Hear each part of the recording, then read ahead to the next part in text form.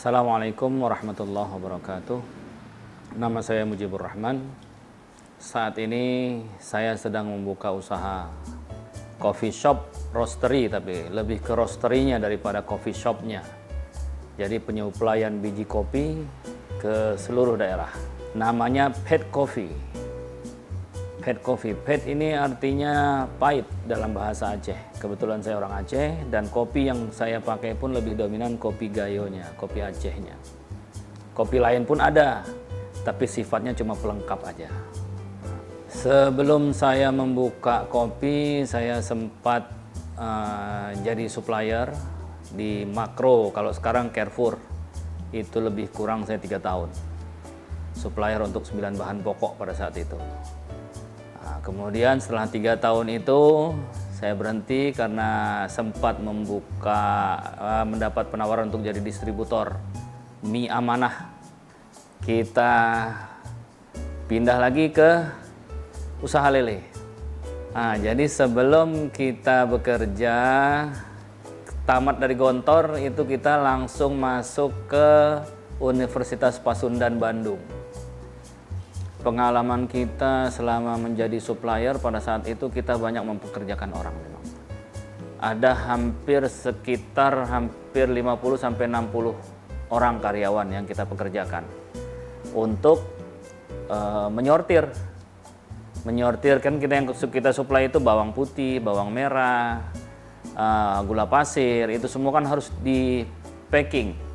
Nah, pada saat pemakingan ini kita ada memakai jasa karyawan. Akhirnya kesini-sini kok kelihatannya makin lama makin lelah kita usaha ini. Akhirnya kita berhenti karena di samping itu juga memang saingan kita sudah berat. Udah itu juga harga udah bukan kita lagi yang atur, udah mereka yang atur. Apalagi pada saat promo-promo begitu kan, kita ditekan itu harga-harganya.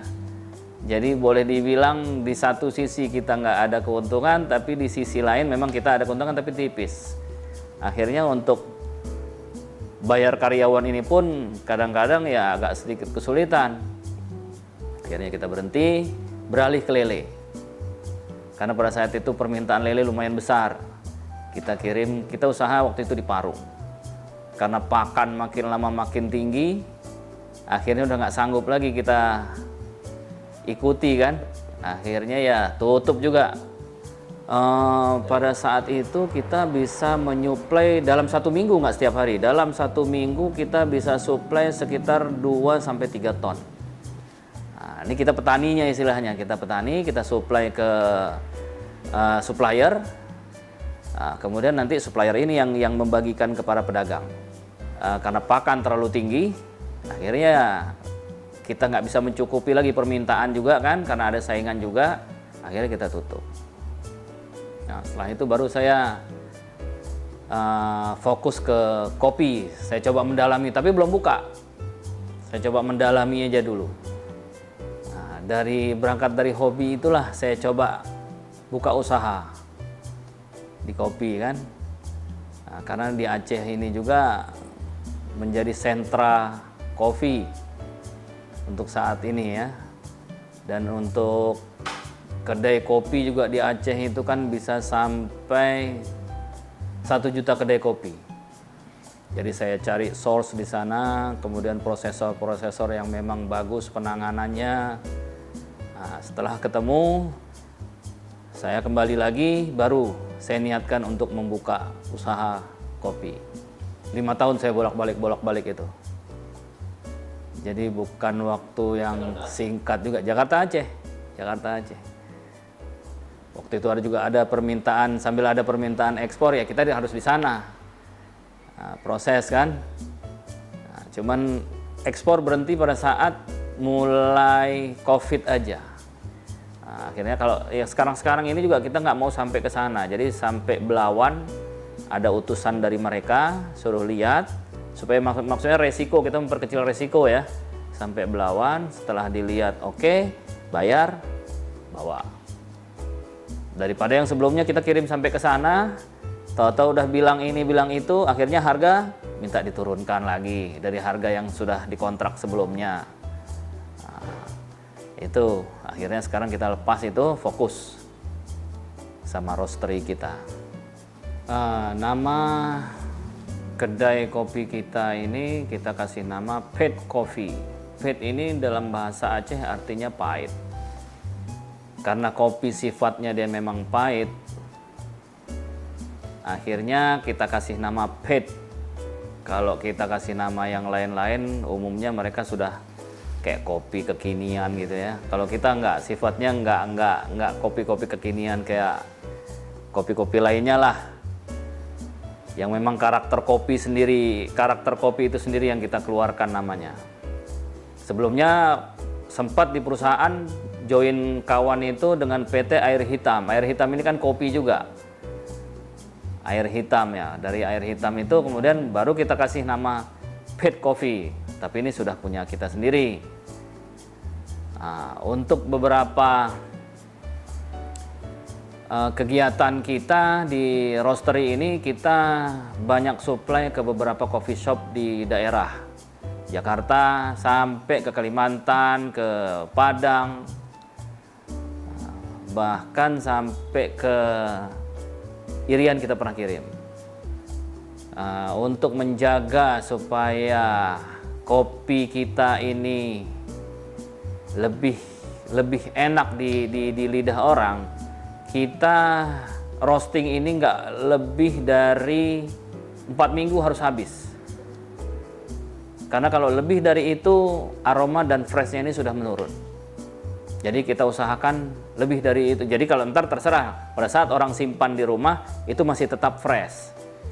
Jadi jangan terlalu lama di kita, kemudian lama lagi di konsumen. Jadi di kita ini nggak lebih dari 4 minggu. Selanjutnya udah di konsumen ya. Konsumen ini taruhlah kalau 1/4 itu paling habis. Kalau yang biasa ini setengah bulan. Jadi mereka udah mulai repeat order lagi.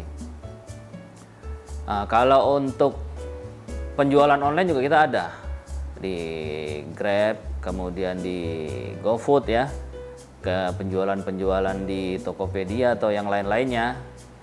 Khas dari Pahit Coffee ini minumannya nih, jenis minumannya yang favorit di kita ini sangar dengan kopi Turki. Kopi Turki ini kita kasih nama sebelumnya Erdogan Coffee. Memang namanya berat, tapi memang rasanya pun berat. Erdogan Coffee. Jadi kalau misalnya ada beberapa orang, saya bilang kalau misalnya ada konsumen mau coba Erdogan Coffee, nanti rasanya gimana? Dia lebih kerempah rasanya kalau Erdogan Coffee ini. Jadi kalau kita suguhkan Erdogan Coffee ini, serasa mereka itu ngopi bareng Erdogan, ya kan? Karena memang rempah-rempahnya pun kita buat sendiri. Jadi bukan sirup yang sudah ada, kita buat sendiri rempahnya itu. Kemudian satu lagi untuk bubuk kita ada buat Elbadia Coffee. Elbadia ini juga kita yang keluarkan. Ini kopi rempah yang biasa dipakai sama orang-orang Arab. Jadi kopi Arab, kopi dengan kapulaga aja. Itu kalau kita minum kopi itu berkeringat kita. Lalu kopi sangar ini memang khas Aceh. Jadi peminatnya juga hampir 80% kopi sangar ini. Mungkin karena terikat dengan nama kita juga Pahit ya, Aceh. Jadi orang yang udah pernah ke Aceh biasanya juga minumnya sangar, pasti datang ke sini, ada sangar nggak katanya. Akhirnya ya kita jadikan menu andalan itu, sangar itu. Dan sangar kita nggak sama dengan sangar di Aceh, tetap sangar khas Pahit Coffee.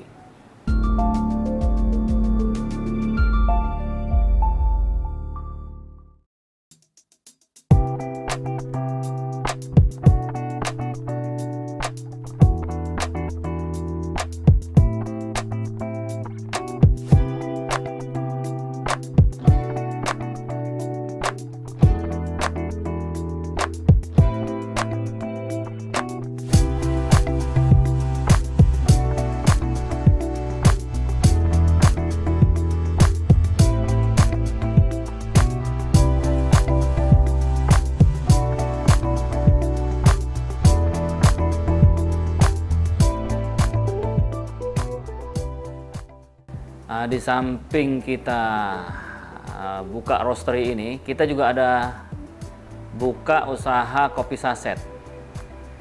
Namanya Wangja. Wangja ini dalam bahasa Korea pangeran. Kenapa kita ngambil bahasa Korea? Karena kan lagi tren-trennya Korea sekarang ini. Jadi untuk narik demand penikmat kopi, kita kasih nama Wangja akhirnya. Dan sempat kita mau masuk ke Gontor kopi ini. Yang kita tawarkan ke Gontor ini kopi seperti tahun 80-an dulu. Jadi kopi yang memang sebenar-benarnya kopi. Belum ada campuran-campuran apa-apa. Jadi 100% kopi. Kalau memang gula ya 100% gula. Gitu. Tapi belum ada kesempatan. Ya mudah-mudahan dengan usaha kita ini ya, kedepannya nanti ya ada kesempatan lah untuk kita bisa masuk ke Gontor. Tujuannya supaya para santri ini mengkonsumsi kopi yang sebenarnya kopi. Jadi bukan kopi-kopi instan ya. Nggak ada kandungan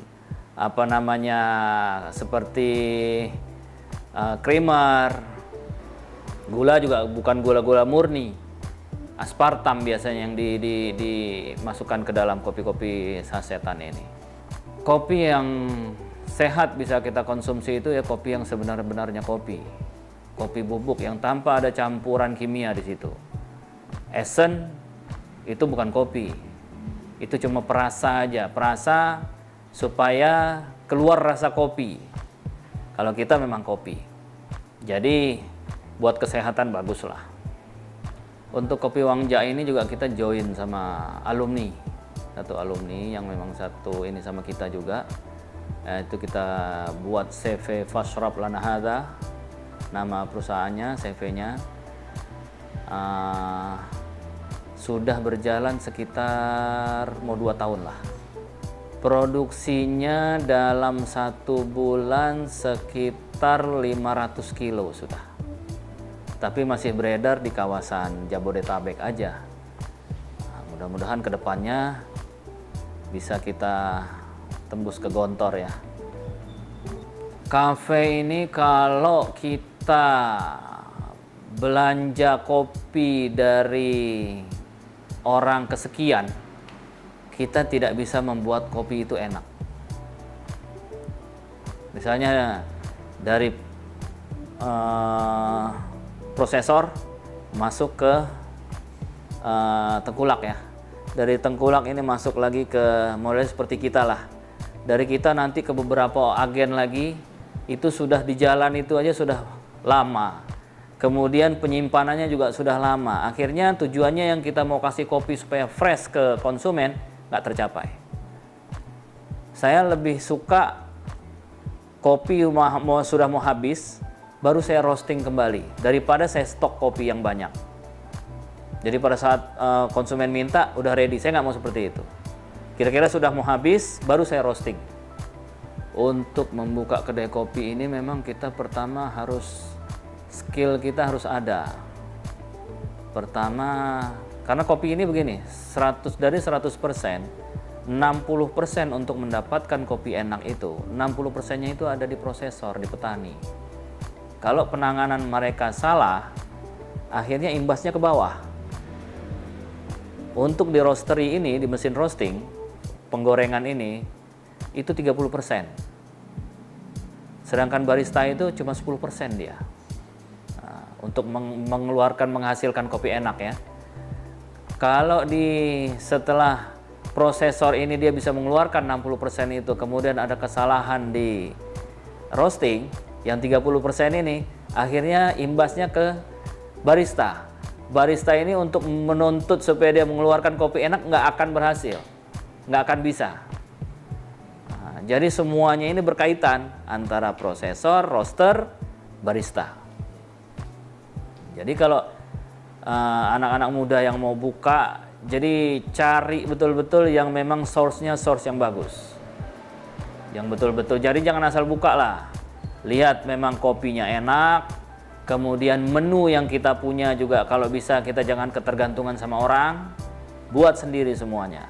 Kayak saya sampai gula aren saya buat sendiri. Jadi nggak ada yang saya beli dari luar gitu loh. Kecuali kayak sirup-sirup yang memang sifatnya pendukung ya, itu memang kita ambil dari luar. Tapi kalau untuk gula aren semuanya kita proses sendiri. Kopi kita proses sendiri. Itu biasanya kita harus mulai dari hobi juga. Karena dari hobi ini kita bisa menikmati mana kopi enak, mana enggak. Ya kan? Bagaimana kita mau menyuguhkan ke konsumen sedangkan kita tidak bisa merasakan bagaimana enaknya kopi. Nah, secara tidak langsung kita harus hobi, kita bisa membandingkan mana kopi yang enak, mana yang enggak, baru kita buatkan istilahnya menunya. Modal itu nggak terlalu besar lah, istilahnya dia ada tingkatan-tingkatannya lah ya, kayak model-model calling, kopi-kopi keliling begitu ya, yang gerobakan itu paling sekitar untuk perlengkapan barang sekitar 5 jutaan udah cukup. Nah, itu kembali ke skill kita, fresh kopi. Kalau misalnya kopi fresh, skill kita juga ada, itu kopi itu pasti enak. Walaupun cuma 5 jutaan modalnya. Nah, jadi untuk rekan-rekan yang memang mau membuka usaha kopi, bisalah kita berkolaborasi bersama, kita siapkan semua kebutuhannya. Tapi kita untuk kopi memang lebih dominan jenis kopi gayonya daripada kopi yang lain. Tapi kopi lain pun ada, kopi luar negeri pun kita ada. Luar negeri kita ada Ethiopia, ada Kolombia, ada dari Costa Rica, Brazil. Tapi yang kalau menurut saya, lidah saya Ethiopia lebih enak lah. Karena memang daerah asalnya kopi ya, Habasyah. Jadi memang lain rasa kopinya. Bijinya kecil-kecil dia, tapi memang enak. Honduras juga enak. Mereka punya karakter masing-masing lah, punya karakter rasa. Dan kopi ini kan sifatnya dia menyerap. Jadi kalau ada tanaman sekitarnya ini seperti kayak rasa cengkeh, dia lebih spicy rasanya. Nah, kita lagi mau coba masuk juga kopi dari Pantai Kaca, Lampung ya. Nah, itu dia tanaman sekitar ininya cengkeh. Tapi memang jenisnya robusta. Nah, itu ada yang bilang katanya lebih ke rasa-rasa cengkeh dia, spicy begitu, rempah. Lagi kita mau coba.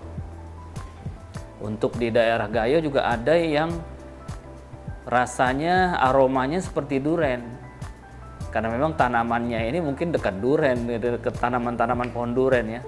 Jadi untuk rekan-rekan yang memang mau buka usaha, kita bisa bersinergi lah.